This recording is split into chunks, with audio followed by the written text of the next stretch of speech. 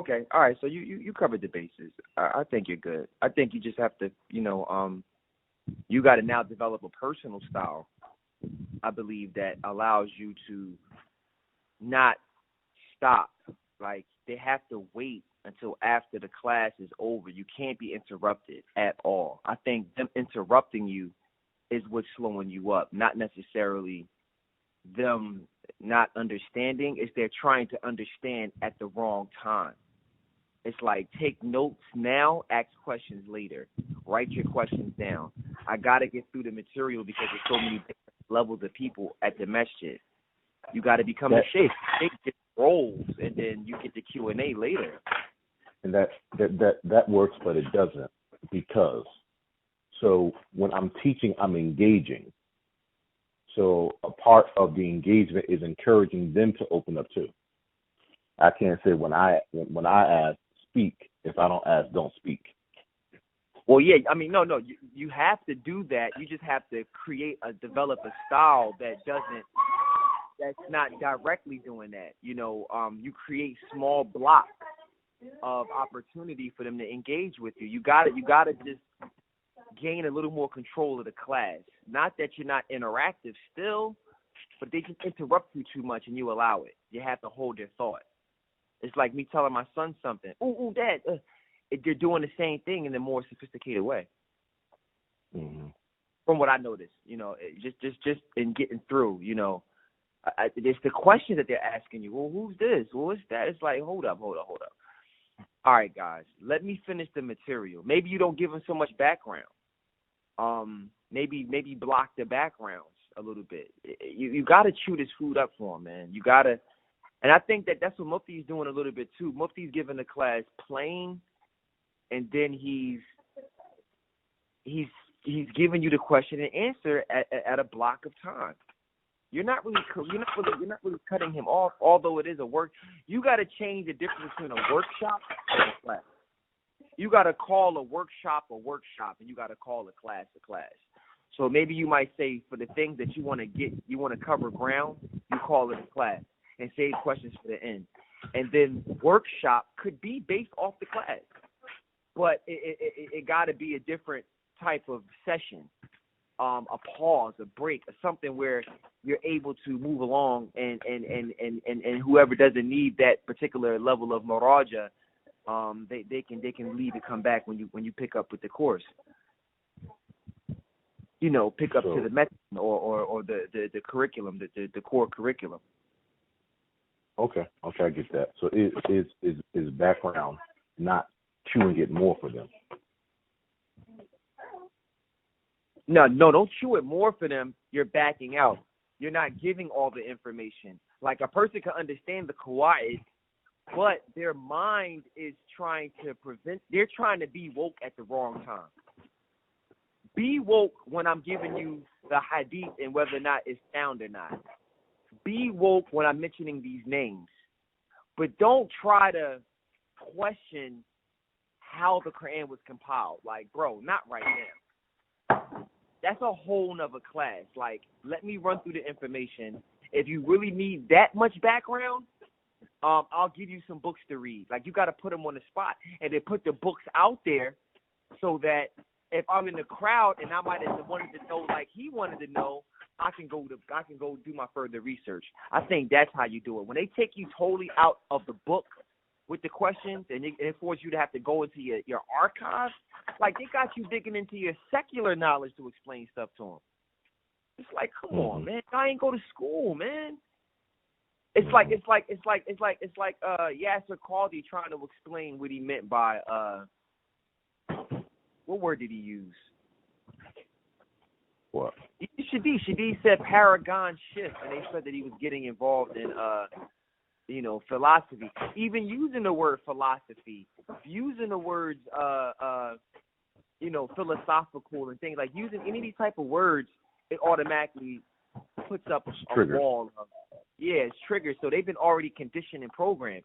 You have to follow their conditioning, follow their programming, and then remove them away from it.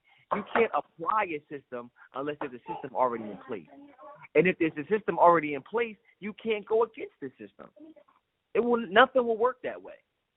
And that's why I see the beauty of the Sharia. The Islam didn't come to change the government. It came to work within the system that was in place and moving them closer to Tawheed.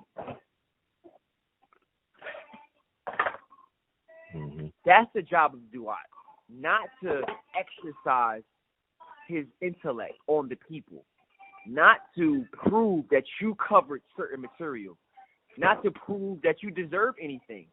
Solutions. And the ultimate solution is finding your Lord, finding your Creator. That's the question that every person has in life. I'm talking to my dad. My dad still doesn't know his purpose. He thinks he knows God, but what's my purpose? What am I doing? Did I fulfill my obligation? Was I a good dad? He's now taking inventory on his life of what is he putting it up against? Mm-hmm. Jay-Z? Cal Kaepernick? Is he putting it up against, Colin Powell? Like, who's his example? Is it Obama? So that's why we're meeting them where they're at so that we can introduce them to what they're looking for in that. You're going to science to find the answers to the universe. We got the answers to the universe in the Quran. I have to learn science to prove to you that the science is in the Quran because I know already. I just didn't have time to learn it because I was learning Quran. But that don't mean it's not in there. That type of concept when you're dealing with the Nation of Islam. Okay, I'm gonna talk to you in the Nation of Islam vernacular. Pull out your Neptune vernacular, and I guarantee you'll get a way different response from your Baltimore heads because that's who they're still following. They still on that system. Knowledge, wisdom, understanding, freedom of culture, brother, power, black dollar, unity. Like these key words is what is driving their motivation in life.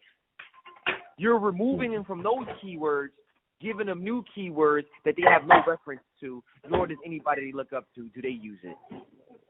And when they look at you, you're not worthy of being a leader. You haven't beat nobody up in front of them yet. So it's like, he's all right, but he's not real.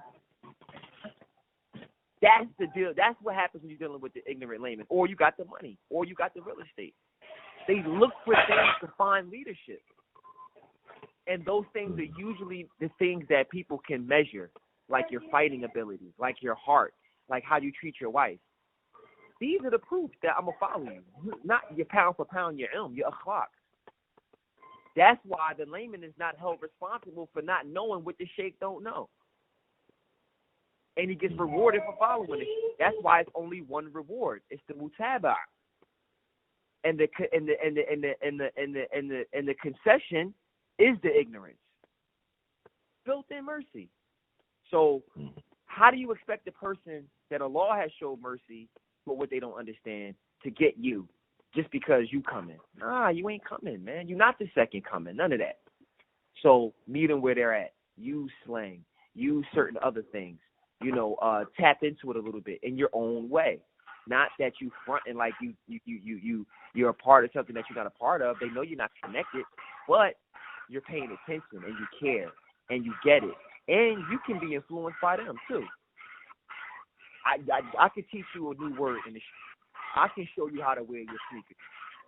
That makes your clientele, or not your clientele, that makes your clientele and your supporters and your followers all feel like it's an exchange in a relationship. You empowered me by listening to me.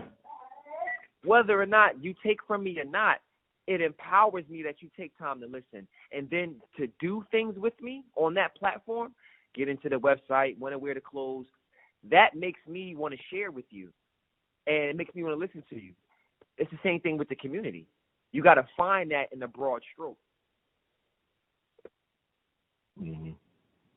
And I feel like that will get the youth involved. That will get the elders respecting you because you're talking to the youth. That's what they're hiring you for, man. Listen, you more closer to my kids' age. I want them to get inspired by you and try to be like you. When you're above them, it's not working.